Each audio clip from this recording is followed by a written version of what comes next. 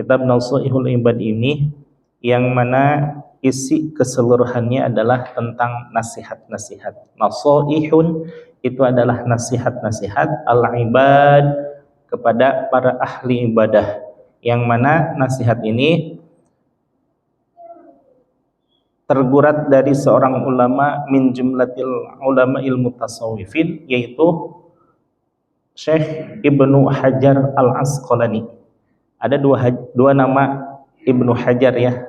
Yang pertama Ibnu Hajar Al-Asqalani, yang salah satu kitabnya kita kaji ini itu lebih menitik beratkan kepada ulama ahli tasawuf. Ada juga Ibnu Hajar Al-Haytami. Nah, kalau ini lebih menitik beratkan kepada ulama ahli fikih. Apapun bidang keilmuan yang didalami oleh para ulama, itu pada hakikatnya adalah menggali kebenaran yang timbul atau istimbat dari Al-Quran dan hadis yang dituangkan dalam satu kitab. Maka kitab ini kita kaji bersama, kita amalkan bersama, kita praktekkan dalam kehidupan sehari-hari. Maka insya Allah al-ibad di sini dikhususkan kepada ahli ibadah. Musonif berhusnudzon kepada Allah, kepada Rasulullah, dan juga kepada hadirin jamaah sekalian, bahwa semuanya ahli ibadah. Namun ditingkatkan di dalam nasihat-nasihat, dalam intisari-intisarinya dari awal sampai akhir gitu ya. Intisarinya bagaimana supaya orang yang mengkaji kitab ini bertabaruk di dalam kajian Nasihatul Ibad ini, semakin meningkat keimanan dan ketakwaannya, khususnya di dalam ibadah, sehingga ibadahnya menjadi sangat ikhlas dan istiqomah gitu ya. Maka mudah-mudahan dengan mengkaji ini, harapan kita sekalian semakin baik ibadah kita, semakin bagus akhlak kita, dan semakin meningkat amal ibadah kita, insyaallah. Amin ya Allah ya rabbal alamin. Bukan pekan lalu ya, bulan lalu bulan lalu kita preambulnya sudah kepada hadis Kangjeng Nabi dan sedikit asar dari sahabat Abu Bakar As-Siddiq yang menyatakan bahwa man dakhalal qabra bila safinatin faka'annama raqibal bahra bila safinah, bila zadin ya. Man dakhalal qabra bila zadin, orang yang masuk kubur dalam artian meninggal dunia, bila zadin tanpa bekal persiapan, padahal alam kubur itu adalah perjalanan yang sangat jauh. Kita aja bekal ke sekolah kan macam-macam bekalnya. Ada roti, ada biskuit, ada air minum dan lain sebagainya. Nah, itu yang setengah hari lah ya anak-anak TK atau gitu ya. Apalagi ini yang wallahu a'lam berapa tahun, berapa puluh tahun, atau berapa ratus tahun, atau mungkin berapa ribu tahun lagi. Karena nggak ada yang tahu kiamat kapan akan terjadi, tapi kematian itu adalah sesuatu yang pasti. Maka untuk mengantisipasi masuknya kubur dengan rentang waktu sekian lama, maka kita persiapkan bekalnya. Apa itu bekalnya? Zadin. Bekalnya adalah amal ibadah yang diawali disertai dengan iman dan takwa. Nah, maka kalau orang yang masuk kubur dalam artian meninggal tanpa ada bekal sama sekali, faka'an nama raqibal bahra bila safinatin. Seperti halnya orang yang mengarungi lautan tanpa bantuan perahu. Apa mungkin mengarungi lautan tanpa perahu? Masya Allah ya. Danau yang segitu kecilnya, atau bahkan merintangi sungai aja ya, sungai yang segitu kecilnya tanpa adanya perahu, subhanallah ya, itu sangat menyulitkan, bahkan membahayakan kehidupan kita. Bahkan seorang TNI laut pun kalau tanpa ada perahu, bisa-bisa menentang maut kali itu. Yang lebih memungkinkan bagi kita adalah melintasi lautan atau sungai atau danau dengan bantuan perahu. Maka untuk lebih aman dan nyamannya kehidupan kita di alam barzah nanti, alam kubur. Itu kubur itu adalah jembatan, sudah meninggalkan dunia tapi belum mencapai akhirat gitu. Maka kita transit dulu di alam kubur. Kalau para nabi dan para rasul itu sudah demikian nikmatnya ya. Kata Rasulullah Shallallahu Alaihi Wasallam bersabda dalam salah satu hadisnya, al-anbiya wal aulia, sesungguhnya para nabi dan para rasul fi kuburih yusalluna fi kuburihim, mereka melaksanakan salat di alam kuburnya, kama fi buyutihi, sebagaimana mereka salat di rumahnya masing-masing. Jadi kenikmatan alam, jangankan alam akhirat ya, yang sudah pasti surga itu ya untuk para nabi dan para wali, alam barzah yang sedemikian menyeramkannya, bagi mereka tidak ada apa-apanya. Bahkan kalau diberikan kenikmatan kaum muslimin khusus ya gitu ya, untuk kita-kita yang standar lah ya mohon maaf ya, standar bagi kita Mbak ya, dibandingkan dengan nabi gitu. Nah, maka kenikmatan itu dengan ditidurkan oleh Allah Subhanahu wa taala. Bahkan nikmatnya tidur itu diawali di alam akhirat sebenarnya. Kalau di alam dunia paling 4 jam 5 jam ya, 6 jam lah katanya. Nah, itu nikmatnya sudah sedemikian luar biasa. Apatah lagi di alam kubur nanti. Maka kaum muslimin wal muslimat yang mendapatkan kenikmatan dari Allah berupa tidur, itu seperti halnya malam pengantin katanya. Baru juga malam, ternyata udah subuh lagi gitu. Allahu Akbar, itu betapa nikmatnya ya. Padahal wallahu alam mungkin ribuan tahun. Berbeda dengan para nabi dan para wali, karena kesenangan batinnya sudah tidak tertuju kepada kesenangan materi. Bahkan di akhirat nih, untuk para nabi dan para wali, inna lillahi jannatun, sesungguhnya Allah Subhanahu wa taala memiliki surga yang mana semua kenikmatan-kenikmatan kan ada di surga gitu ya. Tapi surga itu la fiha kusurun, tidak ada bidadari, wala la fiha hurun, tidak ada bidadari, wala kusurun, tidak ada bangunan-bangunan, wala ni'amun, tidak ada kenikmatan-kenikmatan, wala labanun, tidak ada susu, wala asalun, tidak ada madu. Yang itu adalah semuanya perwakilan-perwakilan kenikmatan sebangsa materi ya, makan, minum, bidadari, bangunan, istana dan lain sebagainya. Bagi kita itu adalah kesenangan secara fisik, materi, tapi bagi para nabi dan para wali itu semuanya tidak dipentingkan, karena di alam dunia mereka sudah kenikmatannya bukan berupa fisik, tapi kedekatan kepada Allah Subhanahu wa taala. Kemudian bagaimana kalau di alam barzah? Bagi kaum muslimin wal muslimat secara umum, nikmatnya alam kubur itu ditidurkan oleh Allah Subhanahu wa taala. Itu aja sudah nikmat, tapi bagi nabi dan para wali itu kenikmatan yang bagi mereka menyia-nyiakan waktu. Masya Allah, ada ya menyia-nyiakan waktu. Padahal tidur juga ibadah. Tapi kalau para nabi menghabiskan waktunya dengan beribadah. Subhanallah ya. Mumpung belum ada di alam surga, bagi mereka ibadah sholat itu adalah ibadah yang paling indah dilaksanakan untuk mendekatkan diri kepada Allah. Nah, bagaimana di akhirat? Apalagi di akhirat sudah tidak ada sholat, yang ada ibadah hanya, kira-kira ibadah di akhirat itu apa? Sholat nggak ada, puasa nggak ada, zakat nggak ada, apalagi puasa ya, yang bagi sebagian orang, aduh berat gitu, masa di surga berat-beratan gitu? Enggak, yang ada hanya zikrullah, Allahu Akbar, Subhanallah, sehari-hari mengucapkan kata-kata itu aja ya, dan lain sebagainya. Nah, kalau di akhirat nanti para nabi dan para wali mendapatkan surga yang bukan jannatul ma'wa, bukan jannatul firdaus, bukan jannatul aliyin, bukan jannatul segala macam yang tidak ada yang berupa nama-nama, tapi para nabi dan para wali diberikan Allah Subhanahu wa taala kenikmatan berupa masuk ke dalam surga yang tidak ada apa-apanya. Bagaimana tuh, kan engkau katanya surga sumber kenikmatan, segala macam kenikmatan ada, tapi ini tidak ada.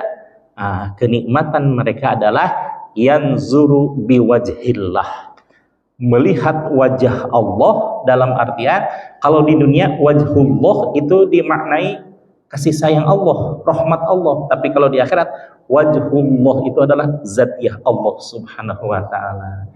Jangan dibayangkan, gimana ya Allah? Zatnya seperti apa? Itu tidak akan tercapai oleh jangkauan otak kita selaku hamba-Nya Allah Subhanahu wa taala. Nah, nanti di akhirat, di dalam surga yang 7 macam namanya itu, semuanya kenikmatan ada, dan penduduk surga diberikan satu kenikmatan yang istimewa dan luar biasa, yaitu memandang wajah Allah. Dan itu hanya sekali-kali. Tapi kalau di surga untuk para nabi dan para wali, setiap saat, setiap waktu mereka hanya memandang wajah Allah. Subhanallah ya. Bagaimana kenikmatannya? Nanti aja kita rasakan bersama-sama ya. Kalau diizinkan masuk ke dalam surga itu, gitu ya. Bukan nabi, bukan wali, tapi orang yang dekat dengan para nabi dan para wali, insyaallah ya. Kemudian, ini belum dibahas nih ya. Ini asar dari sahabat Umar radhiyallahu an, bahwa sahabat Umar Ibnul Khattab itu kenal dengan Abu Hafsin. Abu Hafsin adalah lakob ya, ayahnya Hafs. Hafsin, Abu itu ayahnya, Hafsin itu sebenarnya dikenalnya dengan Abu Hafsin karena Hafsin ini adalah salah satu dari istri Rasulullah Shallallahu Alaihi Wasallam. Makanya sahabat Umar itu menjadi istimewa bukan karena menjadi mertuanya Rasul, bukan, tapi istimewa karena sahabat Umar betapa sangat adil dalam kehidupannya sehari-hari. Subhanallah ya. Bahkan Sayyidina Umar karena saking tawaduknya oleh Rasulullah, pernah dimintakan doa kepada Sayyidina Uwais Al-Qarni. Wahai Umar, katanya, nanti akan ada dari umatku yang betapa sangat istimewa doanya, mintakan olehmu doa dari dia. Baik ya Rasul. Nah, sahabat Umar berpikir, kenapa Rasul memintakan doa kepada saya, kepada Sayyid Uwais Al-Qarni? Bukankah tidak ada seseorang yang lebih utama daripada para sahabat, katanya. Ternyata setelah Rasul meninggal, orang itu baru datang ke Madinah, dan tidak datangnya pun ada alasan tertentu yang dirukhsahkan. Bahkan Rasulullah Shallallahu Alaihi Wasallam ridho karena Allah ridho terhadap perbuatannya tersebut. Kan kita mah eman-eman, sayang sekali gitu ya, tidak datang kepada Rasul, tidak sowan, tidak musafahah, padahal hidup di zaman Rasul. Beriman mah beriman, tapi tidak pernah melihat wajah Rasul. Maka ini ikhtilaf para ulama bahwa Sayyid Uwais Al-Qarni itu tidak disebut sebagai sahabat. Kenapa? Karena syarat sahabat adalah pertama orang beriman, kemudian meninggal dalam keadaan beriman, dan pernah bertemu dengan Rasulullah. Ini mah tidak pernah bertemu, padahal sejaman dengan Rasul. Kenapa? Ternyata subhanallah, yang membuat Rasulullah Shallallahu Alaihi Wasallam ridho terhadap beliau karena beliau sangat baktinya terhadap orang tua.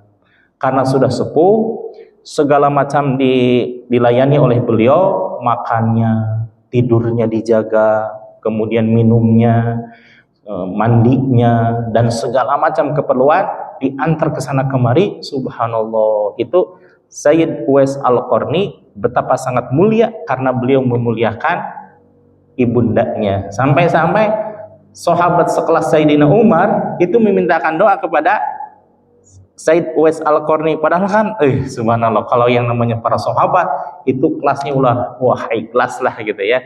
Tapi karena Rasulullah SAW sangat ridho terhadap Uwais Al-Qarni karena ketaatannya terhadap ibundanya, sampai-sampai sahabat Umar dimintakan doa kepada Sayyid Uwais Al-Qarni, subhanallah ya. Bagaimana salah satu petuah dari Sayyidina Umar?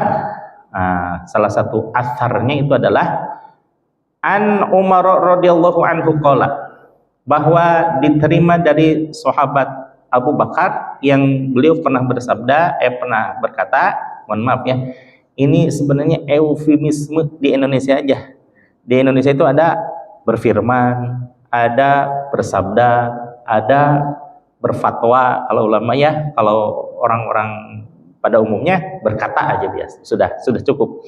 Nah, kalau dalam bahasa Arab sendiri tetap aja qala Allah, qala Rasulullah sallallahu alaihi wasallam, qala Umar bin Umar Umar radhiyallahu anhu lah gitu ya. Berkata Sayyidina Umar. Bagaimana kalau orang biasa seperti kita? Ya tetap aja qala gitu ya. Demikian juga dengan bahasa Inggris. Bahasa Inggris the God say, kemudian the prophet say, kemudian the Muslim scholar say gitu ya. Nah, di Indonesia kalau istilah Sunda undak usuk bahasa Sunda ya. Ada undak usuk bahasa yang itu disesuaikan tingkat kemuliaannya. Kalau Allah ya berfirman lah karena yang paling tinggi. Kemudian kalau Rasulullah bersabda itu paling tinggi tapi di bawah Allah.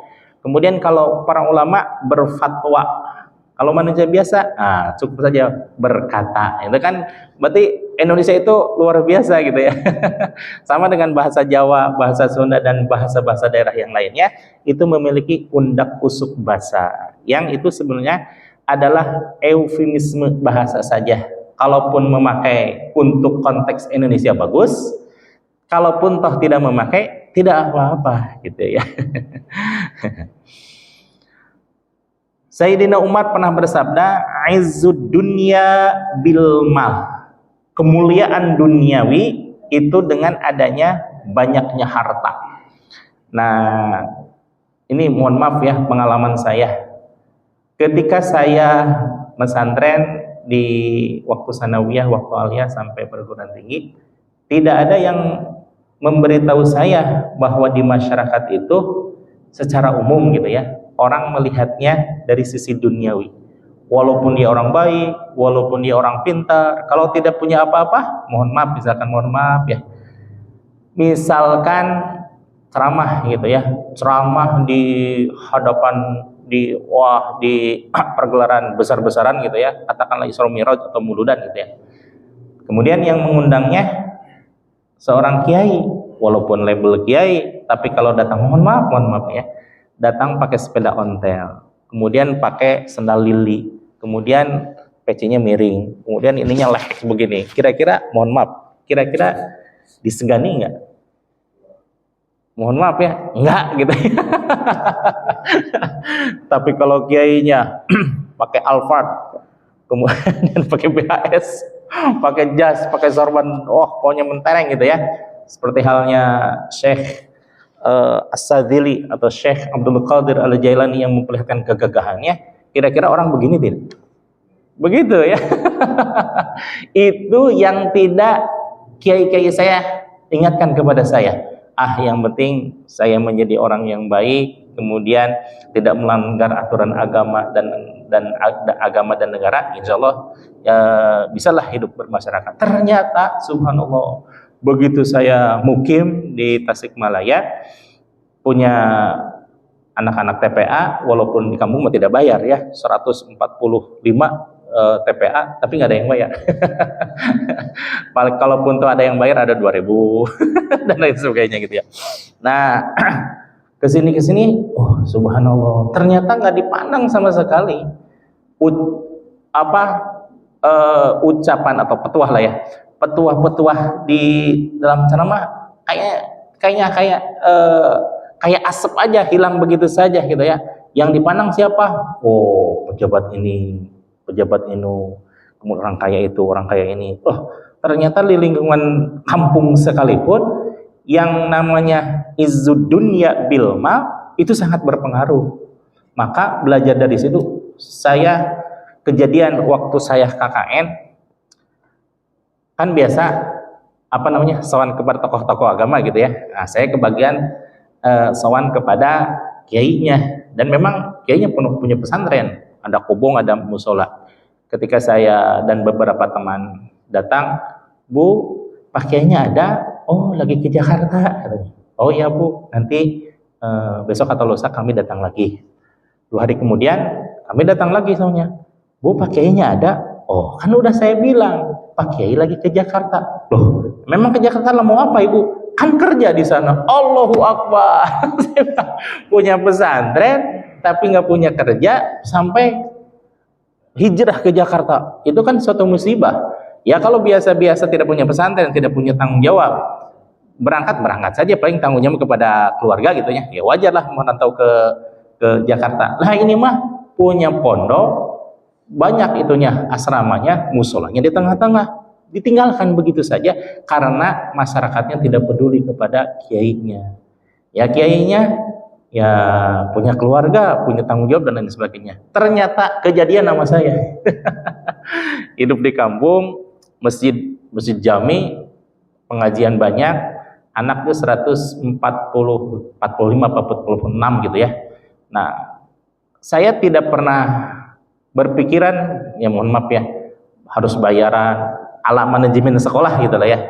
Kemudian anak-anak juga tidak diingatkan sama masyarakat sekitar atau orang tuanya harus bayaran atau gimana gitu ya.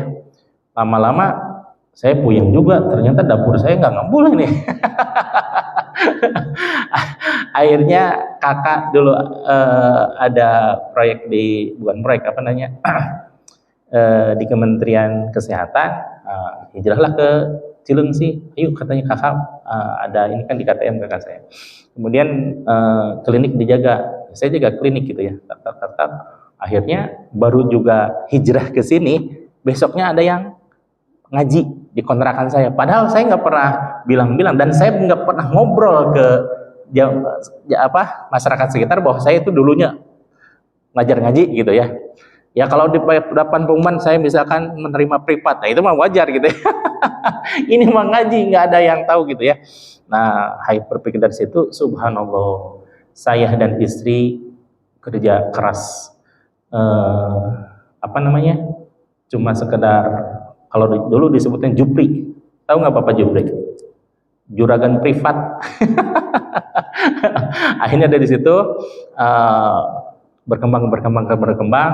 Saya dan istri juga sama bidangnya di dalam pengajian. Tapi saya berpikir, kalau saya tidak punya kerja, masyarakat akan menyangka bahwa saya hidup dari amplop. Betul nggak? Betul. Maka pesan bapak saya waktu saya masih di Tasik, Mad katanya, kalau mau di jalur ke ustadzan, yang penting punya kerja aja. Terserah masyarakat mau bisyaro atau enggak, yang penting kamu udah punya kerja. Jadi masyarakat itu, dakwah itu sebagai jihad, bukan sebagai cari penghidupan. Oh betul juga ya. Maka saya nggak tahu ya, dibimbing sama Allah, tiba-tiba saya lihat madrasah dekat dari Medland Cilengsi, yang madrasah itu kayak Ustadz Azhari itu ya, yang ke arah gas 50 meter di gerbang itu. Itu tanahnya tanah merah, belum diaspal. Kemudian madrasahnya sudah banyak yang rontok-rontok dan tidak ada pengajian sama sekali. Akhirnya saya berusaha untuk deketin Ustadz Azhari, kemudian menyewa, karena saya rehab dan lain sebagainya. Sewa 3 tahun dulu langsung. Saya bikin sekolah, dulu belum pernah berpikir sekolah itu harus punya tanah, harus punya uang, dan harus punya SDM yang banyak buat guru-gurunya. Ternyata kalau sekarang, ya Allah, saya takut juga. Dan diarahkannya ternyata nggak jauh-jauh, saya nyari kemana-kemana tanah, ternyata ada di depan rumah, di depan madrasah itu yang dikontrakan. Bahkan bukan saya yang nyari, yang punyanya datang ke rumah gitu ya. Katanya lagi nyari tanah ya. Oh iya Pak Haji, ya pokoknya inilah nanti ke rumah ya katanya, sambil ngasih kartu nama. Ternyata pondok pesantren nggak ditulis hanya pondok pesantren fisabilillah, pas dilihat Allahu Akbar, besar pesantrennya. Dari mulai TK sampai SMA ada gitu ya. Nah dari situlah saya kemudian ternyata alhamdulillah saya mungkin cocok di jurusan pendidikan, maka saya sedikit demi sedikit tidak melepaskan anggapan orang-orang bahwa benar kata Sayyidina Umar juga, izzud dunya bilma. Ketika saya dulu awal-awal masyarakat biasa-biasa saja, tapi mohon maaf, ketika saya sudah setang bulat gitu ya, baru begini, oh ternyata ya bahwa perkataan dari Sayyidina Umar berlaku sampai sekarang, mungkin sampai akhirat, sampai yaumul qiyamah gitu ya, bahwa kemuliaan dunia itu dengan adanya harta, tapi itu di dunia saja. Bagaimana kalau di akhirat? Nah, wa'izzul akhirati bisolihil a'mal, bahwa kemuliaan akhirat itu dengan adanya amal ibadah. Maka sehebat-hebatnya Steve Jobs gitu ya, sehebat-hebatnya Bill Gates yang kayanya luar biasa, tapi di akhirat nanti wallahu alam ya, karena tidak memiliki amal sama sekali di hadapan Allah, karena keranjangnya kan bocor. Apa itu keranjangnya? Syahadat. Dia punya amal sodakoh, bikin yayasan untuk CSR lah ya, CRR, demikian hebatnya, di hadapan Allah nilainya 0 saja. Kenapa? Karena tidak ada syahadat sebagai keranjangnya dan tidak ada sholat sebagai angka hidupnya. Kalau diibaratkan, sholat itu ibarat angka 1 lah ya. Kalau sodakoh, zakat, puasa dan lain sebagainya, ibadah selain sholat itu dinilai 0, diibaratkan 0. Bayangkan kalau seandainya seseorang ibadah tapi melupakan sholat, maka nilainya adalah 0. Kira-kira 0 yang berderet sedemikian panjangnya berharga nggak di hadapan Allah? Tidak sama sekali. Tapi kalau kita, subhanallah, kaum muslimin baru juga bangun tidur sudah qiyamul lail, atau ya katakanlah sholat subuh lah ya, sholat diawali dengan sholat subuh angka 1, kemudian baca zikir dan doa angka 0. Sudah ada berapa itu? 100. Baru juga ibadah sedikit sudah bernilai 100 gitu ya. Ditambah lagi nanti surat Isra, surat Isti'adah, ditambah lagi maka 0 lagi, angka 1 lagi. Kemudian ditambah dengan beberes rumah, kemudian menyapa tetangga dan lain sebagainya, 0-nya berderet, maka nilai 0 yang berderet tersebut ada nilainya karena ada sholatnya gitu ya. Maka betul kata Sayyidina Umar bahwa izzul akhirah bisolihil a'mal, dengan amal soleh kita akan mulia di hadapan Allah, karena yang Allah lihat itu bukan rupanya, bukan innallaha la yanzur ila suwarikum, bahwa Allah Subhanahu wa taala tidak melihat kepada rupa-rupa kita, apakah ganteng, apakah biasa, apakah wanita, apakah pria dan lain sebagainya. Tidak, Allah tidak sama sekali tidak melihat seperti itu. Wala yanzur ila ajsamikum, dan tidak pula melihat kepada jasad-jasad kita sekalian, apakah kekar ataukah letoy, ataukah sudah kakek-kakek, ataukah masih balita dan lain sebagainya. Walakinallaha yanzuru ila qulubikum, tetapi Allah melihat kepada hati-hati kita. Dan wa fi riwayatin, di dalam sebagian riwayat bi ziyadatin, wa a'malikum, dan Allah hanya melihat kepada qalbu dan amal kita. Subhanallah ya. Lalu apa fungsinya kita mempelajari tasawuf? Tasawuf itu salah satu fungsinya adalah litasfiyatil qulub wa litazkiyatin nufus, untuk melembutkan hati dan menghaluskan jiwa. Jadi ketika sudah memahami tentang tasawuf, maka ibadah itu seakan-akan hanya Allah, hanya kepada Allah, hanya untuk Allah. Sebagaimana ihsan di dalam hadis yang diriwayatkan oleh Imam Muslim. Ini di dalam kitab kecil di pondok pesantren itu yang pertama dipelajari adalah kitab Halo Hadis. Itu apa kitabnya? Hadis Arba'in An-Nawawiyah ya. Yang 40 hadis, 42 hadis itu yang nomor 1 amal, yang nomor 2 antara iman, Islam, ihsan. Kalau iman dan Islam sudah banyaklah dipelajari ya di setiap tempat. Bahkan mohon maaf ketika saya di Malaysia dan juga ke Thailand, bahwa Thailand itu ternyata hanya 3 provinsi yang ada basis Islam, ialah Narathiwat dan satu lagi lupa nih saya. Dan di Bendeng Gucil itu ada pesantren yang ternyata bahasanya bahasa Melayu karena memang dulunya jajahan Thailand, berbatasan Thailand dengan Malaysia berseteru, kalah perang, maka daerah Kedah sebagian itu menjadi milik Thailand. Ada satu ulama Indonesia yakni Syekh Abdul Somad Al-Falimbani, beliau pesantren di situ sampai menikah di situ dan bermasyarakat di situ sampai usia sepuh, menjadi penduduk Thailand. Cuma ketika terjadi peperangan lagi, beliau mati syahid. Dan hebatnya beliau orang Indonesia, kemudian pesantren di Thailand, dan perbatasannya, makamnya ada di perbatasan Malaysia dan Thailand, yang sekarang menjadi Thailand. Itu milik orang Buddha. Tapi pemilik orang Buddha itu berwasiat kepada keluarganya, jangan pernah menjual tanah ini. Kalaupun toh mau dijual, kubur yang ada di situ jangan dipindahkan kemana-mana, katanya.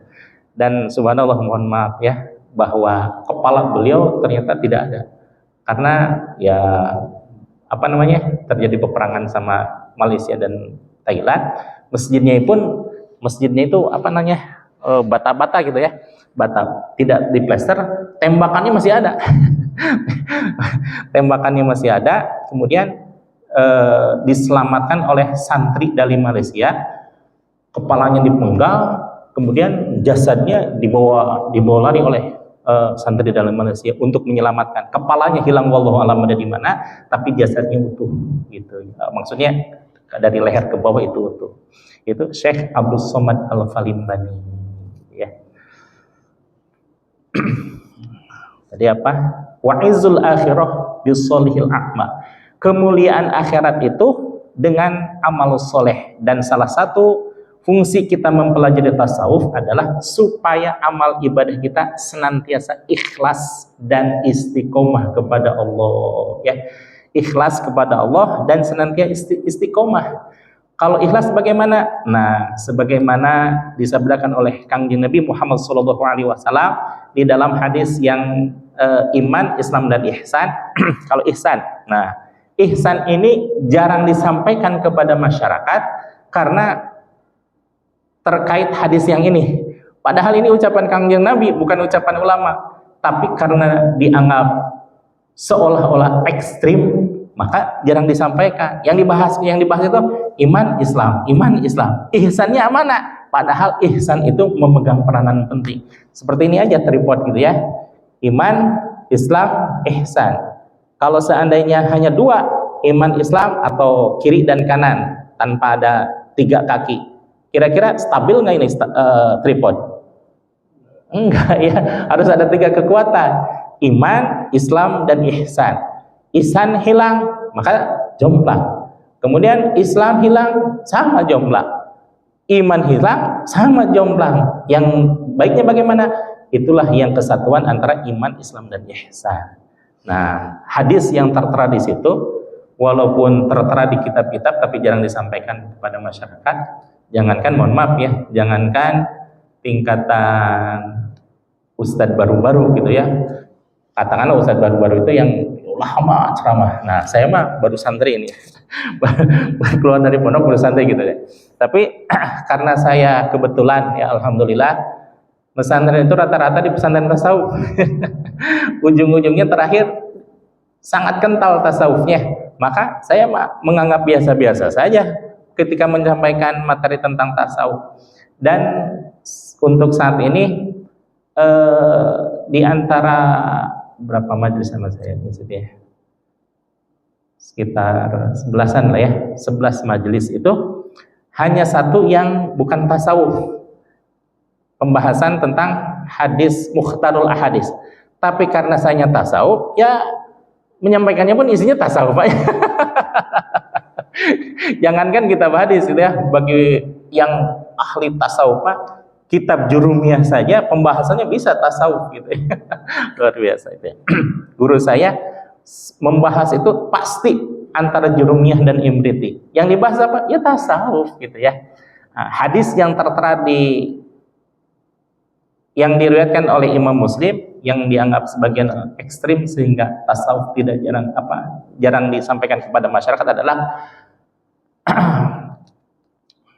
antu mina billah anta'budallaha, engkau beribadah kepada Allah ka'annaka tarahu, seakan-akan engkau melihat Allah.